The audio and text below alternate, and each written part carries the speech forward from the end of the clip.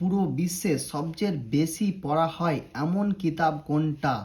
Gita, Bible, কোরআন না অন্য কোনো কিতাব? চলুন দেখা যাক। 5 নম্বরে যে বইটা সবচেয়ে বেশি পড়া হয় সেটা হলো হ্যারি পটার। জাদু, ফ্রেন্ডশিপ, অ্যাডভেঞ্চারে ভরা এই কিতাবটা 450 মিলিয়ন মানে 45 কোটি বার বিক্রি হয়েছে আর 67টা ভাষায় এটা লেখা হয়েছে। 4 নম্বরে আছে ডন কুইক্সার্ট। 1605 সালে লেখা হয়েছিল।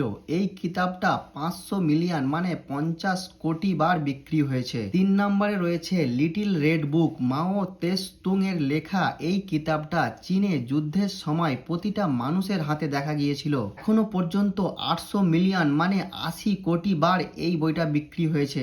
2 নম্বরে রয়েছে দ্য হলি বাইবেল। 2.5 বিলিয়ন মানে 250 কোটি বার বিক্রি হয়েছে এই কিতাবটা। আর 1 নম্বরে রয়েছে কোরআন। 3 বিলিয়ন মানে 300 কোটিরও বেশি বিক্রি হয়েছে এই পবিত্র কোরআন। শুধু বিক্রি নয়, পুরো বিশ্বে সবচেয়ে বেশি পড়া হয় এবং মুখস্থ করা হয় এই কিতাব। তো এর মধ্যে কোন কিতাব আপনি পড়েছেন?